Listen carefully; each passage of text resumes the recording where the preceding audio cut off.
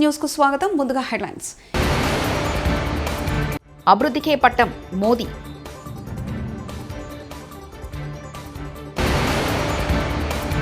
ఉమ్మడి రాష్ట్రం నాటి నిర్బంధాలు మళ్లీ వచ్చాయి. కేటీఆర్.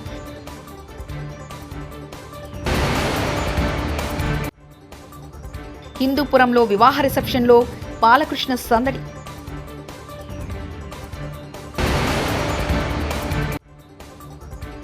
ప్రపంచంలో అతిపెద్ద పెన్ను శిల్పారామంలో ప్రదర్శన. తాజా ఎన్నికల్లో ప్రజలు అభివృద్ధికే పట్టం కట్టారని ప్రధాని మోదీ అన్నారు. అబద్ధాలు, వంచన రాజకీయాలకు పాల్పడిన కాంగ్రెస్ దాని మిత్రపక్షాలను ఓడించారని చెప్పారు. శనివారం రాత్రి ఢిల్లీలోని బీజేపీ ప్రధాన కార్యాలయంలో ఏర్పాటు చేసిన విజయోత్సవ సభలో మోదీ ప్రసంగించారు. మహారాష్ట్ర అన్ని రికార్డులను బ్రేక్ చేసిందన్నారు. గడిచిన 50 ఏళ్లలో ఏ పార్టీ కానీ ఎన్నికల ముందు ఏర్పాటైన కూటమి కానీ ఇంతటి ఘన విజయం సాధించలేదని చెప్పారు. ఈ ఎన్నికల్లో మహారాష్ట్ర నుంచి వచ్చిన అతిపెద్ద సందేశం ఐక్యతేనని పేర్కొన్నారు. ఐక్యంగా ఉంటేనే సురక్షితంగా ఉంటాం. ఏక్ హైతో సేఫ్ హై అనే నినాదంతో ఇప్పుడు దేశానికి మహామంత్రంగా మారిందని చెప్పారు. కులం, మతం ఆధారంగా దేశాన్ని విభజించాలని కోరుకున్న వారికి ప్రజలు బుద్ధి చెప్పారన్నారు. అన్ని వర్గాల ప్రజలు బీజేపీకి ఓటేశారని మోదీ చెప్పారు. కాంగ్రెస్ పార్టీ అధికారం కోసం కులతత్వం అనే విషయాన్ని వ్యాపింపజేస్తుందని మండిపడ్డారు.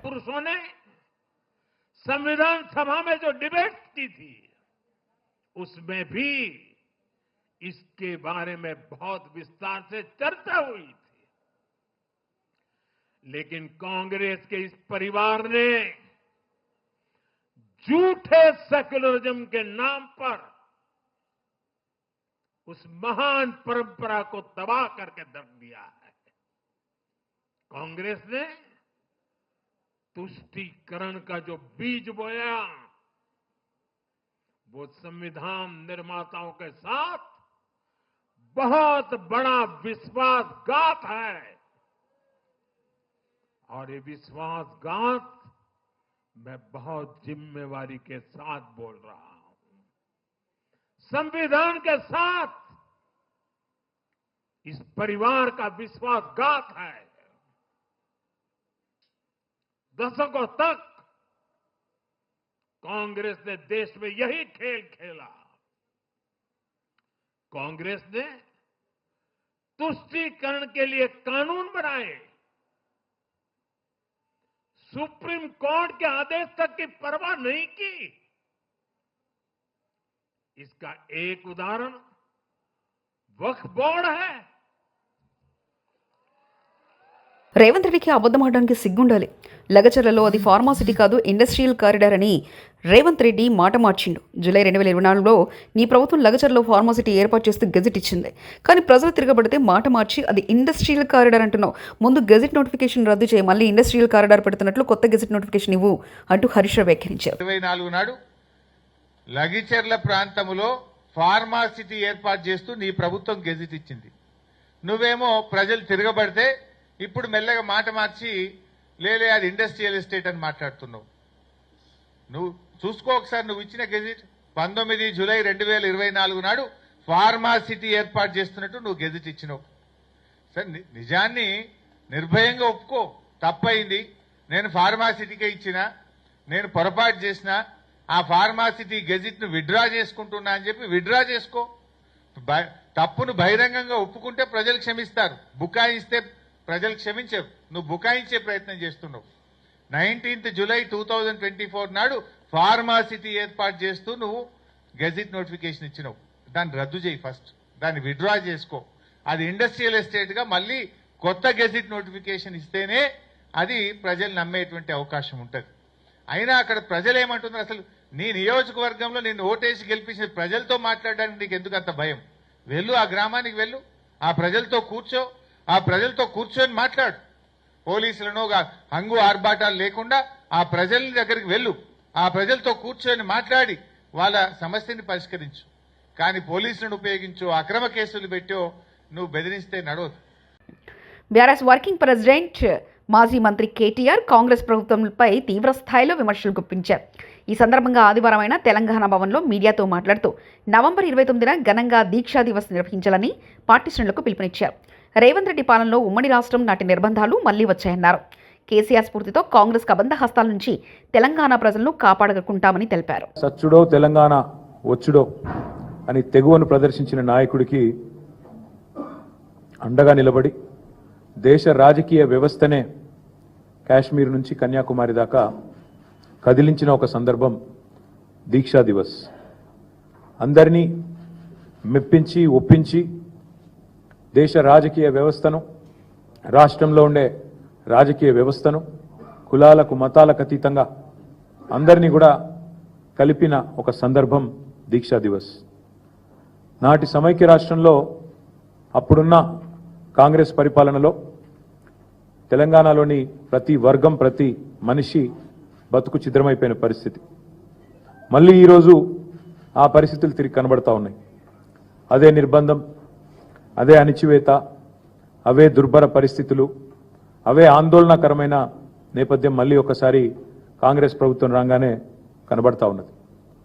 నాడు ఢిల్లీ మెడలు వంచి తెలంగాణ సాధించిన కేసీఆర్ గారి స్ఫూర్తితో నేడు మళ్ళీ ఒక్కసారి రెండు ఢిల్లీ పార్టీల మెడలు కూడా వంచక తప్పని పరిస్థితి తెలంగాణలోని ప్రతి పౌరుడికి కూడా ఉన్నది.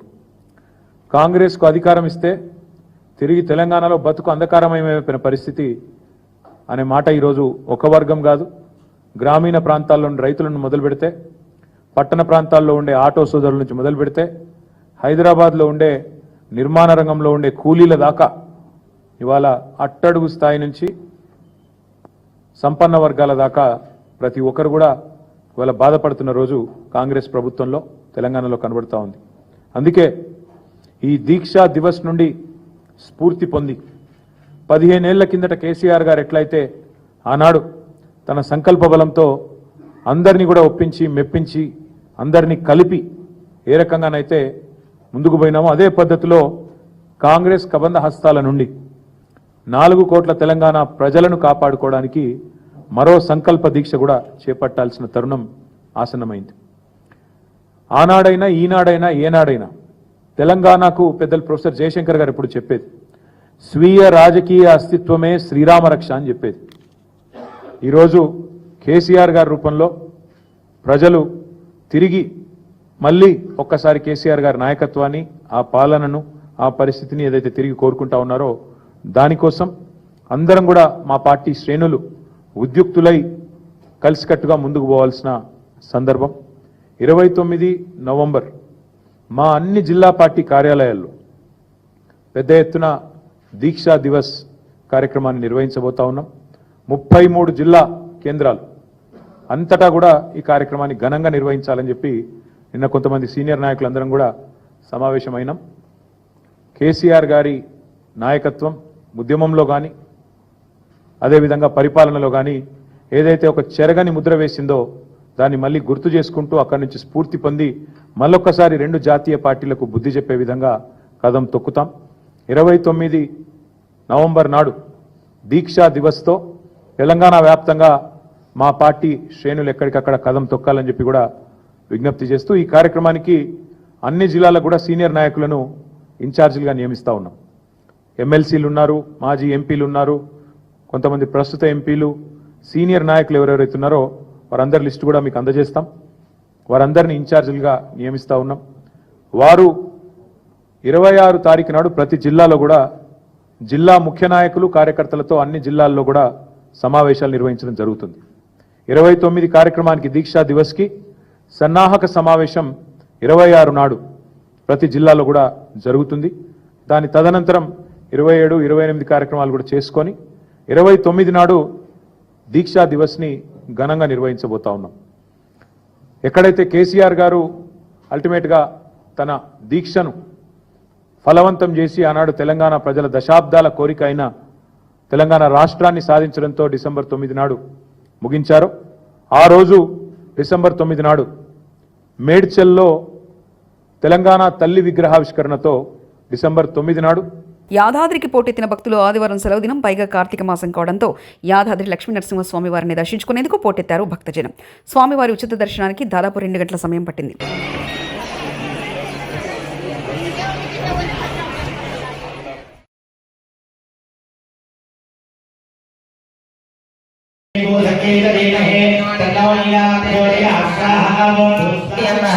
ఓం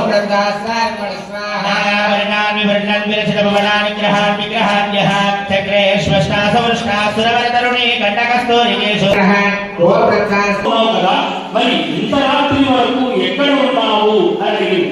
అప్పుడు కళావతి అంటుంది, అమ్మా ఒక బ్రాహ్మణిలో సత్యనారాయణ స్వామి వ్రతం జరుగుతూ ఉంటే అక్కడే ఉన్నాను, స్వామి వారి కథ విన్నాను, ప్రసాదం కూడా తీసుకొని ఇప్పుడే వస్తున్నాను అని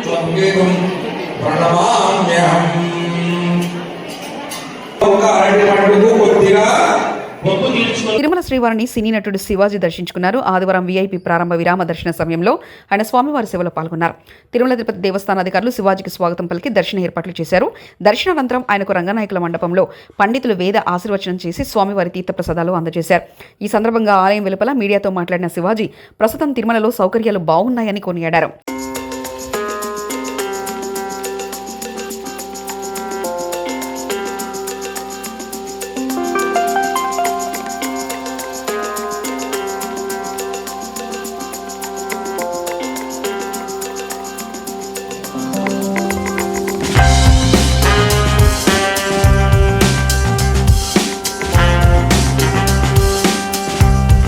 ప్రత్యక్ష దైవం శ్రీ వెంకటేశ్వర స్వామి వారిని కొలవటానికి, వారిని దర్శనం చేసుకోవడానికి వచ్చాను. చాలా ఆహ్లాదకరంగా ఉంది. ప్రసాదాలు అన్నీ చాలా చాలా చాలా అద్భుతం. స్వామివారి ప్రసాదం దొరకడం మహాభాగ్యం. అలాంటిది కొత్త పాలక మండలి వచ్చిన తర్వాత కూడా చాలా అద్భుతంగా ఉంది. అంతా బ్రహ్మాండంగా ఉంది. ఓ పద్ధతి ప్రకారం అందరూ సమానం అనే పద్ధతిలో వెళ్తూ ఉంది. ఇది ఇలాగే కొనసాగాలి. ఈ రాష్ట్రం పచ్చగా ఉండాలి, ప్రజలందరూ సంతోషంగా ఉండాలి. గోవిందా గోవిందా. హిందూపురం మండల తెలుగుదేశం పార్టీ కన్వీనర్ కుమారుడు మాజీ సర్పంచ్ బాబిరెడ్డి కుమార్తెల వివాహ రిసెప్షన్లో ఎమ్మెల్యే నందమూరి బాలకృష్ణ సందడి చేశారు. నూతన వధువులను ఆశీర్వదించి శుభాకాంక్షలు తెలిపారు. వివాహ వేడుకలకు హాజరైన బాలకృష్ణకు వధువరుల కుటుంబ సభ్యులు, తెలుగుదేశం పార్టీ నాయకులు ఘనంగా స్వాగతం పలికారు.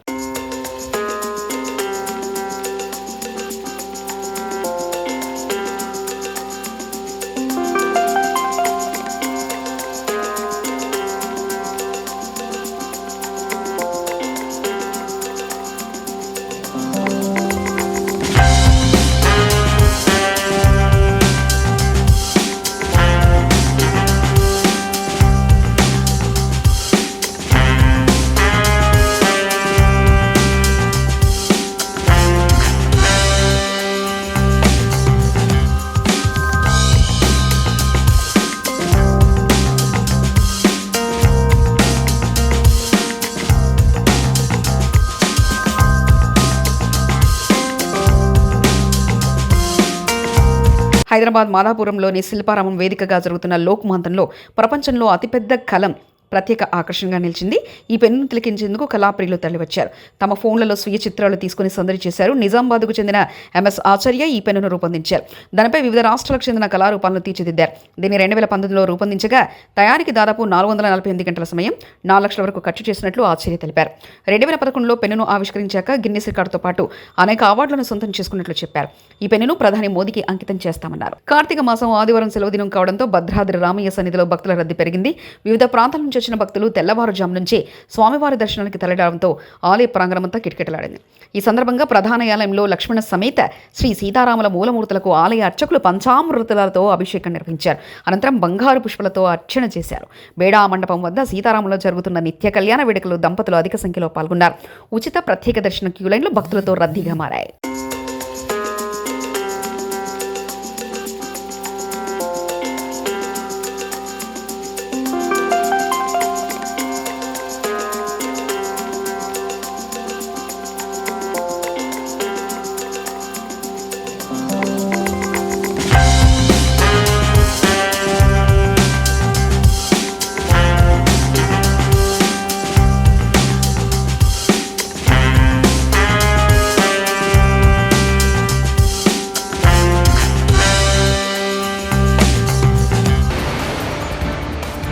అభివృద్ధికే పట్టం మోదీ.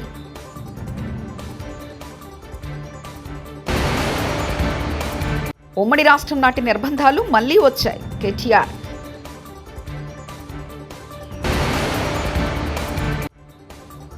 హిందూపురంలో వివాహ రిసెప్షన్లో బాలకృష్ణ సందడి.